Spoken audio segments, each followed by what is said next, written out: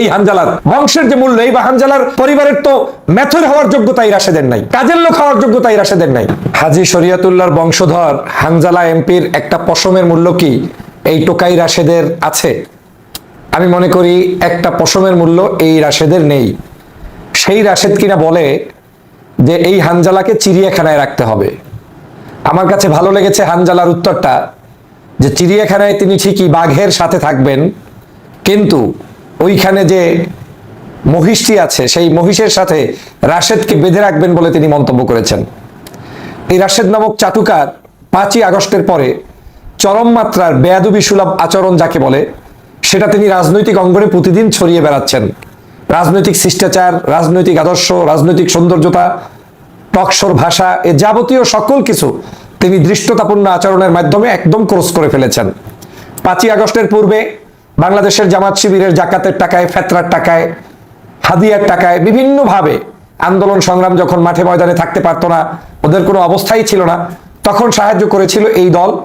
সেই দলটাকেও আবার বলে যে বাংলাদেশের জামাত ইসলামের পতন হবে, বিরোধী দল হিসাবে এই প্রথম জামাত ইসলামের নাকি পতন হবে। এবং ন্যাক্কারজনকভাবে জামাতকে ইন্ডিকেট করে যে মন্তব্যগুলো করেছেন, সেটা এ যাবৎকাল কোনো রাজনৈতিক দল, বিরোধী দল, সরকারি দল কেউ কোনো সময় করেনি। তাহলে এই রাশেদের এই আস্ফালনের মূল শক্তিটা কোথায়? কোন চাবিকাঠির জোরে রাশেদ আজকের এভাবে করে নতুন নতুন বয়ান তৈরি করে রাজপথে ছাড়ছেন, মানুষের কাছে জাতিকে বিভ্রান্ত করার জন্য তথ্য দিচ্ছেন? সকাল সন্ধ্যা মন্তব্য এনসিপি নাকি বাংলাদেশে কোনো জুলাইয়ের কোনো যোদ্ধাই নাকি এনসিপিতে নাই, সংখ্যায় কম, প্রকৃত যোদ্ধা এনসিপির মধ্যে নাই। আরে বেটা, এনসিপির মধ্যে যারা আছে এ মতের পার্থক্য আমার থাকতে পারে, রাজনৈতিক ভিন্নতা থাকতে পারে, কিন্তু এই নাহিদ ইসলাম এক দফার ঘোষক কে না জানে? এই যে আজকের সজীব ভুইয়া, তারপরে হাসনাত, সার্জিস, এদের অবদান কে না জানে? পাটোয়ারির অবদান কে না জানে?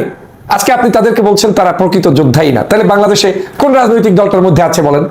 বাংলাদেশের জামাত শিবির এই জুলাই যোদ্ধা বিপ্লব সাধন করতে তাদের সর্বোচ্চ ত্যাগ করেছে। যারা বিভিন্ন সময় নির্যাতিত হয়েছে, নিপীড়িত হয়েছে, আয়নাঘরে থেকেছে, তারপরেও তারা আজকের এই বাংলাদেশের মানুষকে মুক্তি করার জন্য সর্বোচ্চ ত্যাগ স্বীকার করেছে। আর সেই দলকে বলে পতন হবে। বিরোধী দলের কখনো পতন হয়? আজকে তিনি নতুন নতুন জোকারের মতো মন্তব্য করে প্রত্যেকটি রাজনৈতিক দলকে নিয়ে এক একটা মন্তব্য করছেন। বিশেষ করে এই হানজালাকে নিয়ে যে মন্তব্যটা করলেন, আজকের এই হানজালা বাংলাদেশের যদি কয়েকটা টপ বংশীয় ঐতিহ্যগত পরিবার থাকে, তার মধ্যে অন্যতম হচ্ছে এই হানজালার পরিবার। এই হানজালার বংশের যে মূল্য, এই বা হানজালার পরিবারের তো মেথর হওয়ার যোগ্যতা এই রাশেদের নাই, কাজের লোক হওয়ার যোগ্যতা এই রাশেদের নাই। আমি চ্যালেঞ্জ ছুড়ে দিয়ে বললাম, হানজালার বংশে, হানজালার বাড়িতে একজন কাজের লোক যে পরিমাণ জ্ঞান বুদ্ধি রাখে, কিংবা তাকে যে সম্মানের সাথে সেখানে মানুষ অভিহিত করে, এই রাশেদের সেই সম্মানটা নাই। ওকে তো ওখানে ইন্টারভিউতে দিতে গেলে ওই হানজালার বাড়ির চাকর হিসাবেও কেউ রাখবে না। ধৃষ্টতা প্রদর্শন করতে করতে, আস্ফালন দেখাতে দেখাতে রাজনৈতিক দেউলিয়াত্বের জায়গায় চলে গিয়েছেন। 5ই আগস্টের পূর্বে বিভিন্ন বয়ান তৈরি করে ন্যায়ের কথা বলতেন। কোথায় আপনার সেই ন্যায়ের বাক্য? কোথায় আপনার সংস্কার নিয়ে বক্তব্য? কোথায় আপনার সেই জুলাই বিপ্লব সড়ক নিয়ে কথাবার্তা? কোথায় আপনার পিয়ার পদ্ধতি নিয়ে আলোচনা, উচ্চকক্ষ নিয়ে আলোচনা? আদৌ কোনো আলোচনা নেই। শুধু সকাল সন্ধ্যা বিএনপি, এনসিপি, হানজালা, মামুনুল হক, এই যন্ত্রণায় আপনার দিনটা শেষ হয়ে যায়। সকালটা শুরুই করে কোনো একটা এজেন্সির হাদিয়ার মাধ্যমে, আর সন্ধ্যাটা শেষ করে ওই হাদিয়ার মাধ্যমে। ইদানিং তো দেখতে পাচ্ছি দালালি, এই ধরনের অযাচিত মন্তব্য বক্তব্য করে শুধুমাত্র ঘোলাপানিতে মাছ শিকারের চেষ্টা, এগুলো দিয়ে রাজনীতি হয় না। রাজনৈতিক একটি আদর্শ থাকতে হয়। দল আপনি একটা পরিবর্তন করেছেন, আপনার দলের পরিবর্তন করার সময় আপনার আদর্শ কি ছিল সেটা আপনি ভুলে গিয়েছেন। আপনি যখন দলটা চেঞ্জ করেন, আপনার দলের চেয়ারম্যান বলে, নুরুল হক নূর বলে যে আমার এই দল থেকে শুধু কৌশলের অংশ হিসেবে বিএনপি থেকে নির্বাচন করছেন। মেয়া, আপনি নীতিবাক্য শিখান, জাতিকে আপনি দিচ্ছেন মেসেজ। এই অথর্ব নেতৃত্বের কারণেই তো আজকের এই জাতিটার দুর্দশা হয়ে গিয়েছে। আর আমাদেরও দুর্দশা হচ্ছে এই, আমরা এদেরকে চিনতে ভুল করেছি। যখন ওদের কেউ ছিল না, ভিখারির মতো রাস্তায় রাস্তায় হাঁটছে, সেই সময় আপনাদের টাকা দিয়ে, এই জামাত শিবিরের টাকা দিয়ে চলেছে এই রাশেদরা। এদের ফ্যান ফলোয়ার্স তৈরি হয়েছে তাদের। আর আজকে দেখবেন সবার আগে এদের বিরুদ্ধেই বক্তব্য। মামুনুল হক সাহেবকে নিয়ে মন্তব্য। বাংলাদেশের ইতিহাসে যাদের ত্যাগের মহিমায় উজ্জীবিত হয়ে আজকের এই স্বাধীন একটি নতুন করে দেশ পেলাম, তার মধ্যে মামুনুল হকের নামটা লিখে রাখতে হবে। আমরা এই মামুনুল হককে নিয়ে টকশো করেছি, কোনোদিন স্বার্থের দিকে তাকাই নাই। শত শত আছে, তাকে নিয়ে খোঁটা মারার সময় পান সংসদে, ভিতরে বাহিরে।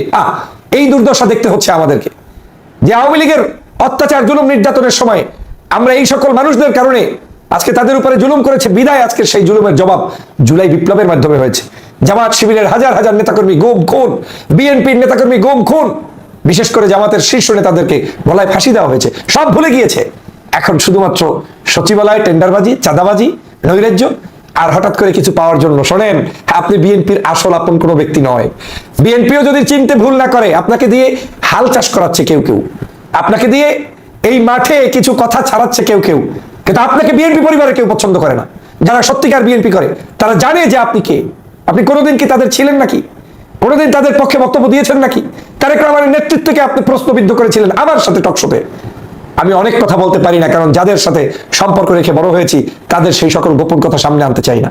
কিভাবে কি করে আজ এই বিএনপির চিঠি নিয়ে, লেটার নিয়ে নির্বাচনে এসেছেন, কেন এসেছেন, কার স্বার্থ পারপাস সাফ করতে এসেছেন, সব আমি জানি। সাবধান হয়ে যান। অতএব এই বাংলাদেশের রাজনৈতিক জায়গাটায় সুন্দরভাবে রাজনৈতিক চর্চা করুন, না হয় কিন্তু আপনার জন্য যেমন রাজনৈতিক জীবনটা অন্ধকার, এই বাংলাদেশের রাজনৈতিক সংস্কৃতিতেও আমি মনে করি আপনার এই দুর্ব্যবহার জাতির কাছে কিন্তু কলঙ্কিত হয়ে থাকে।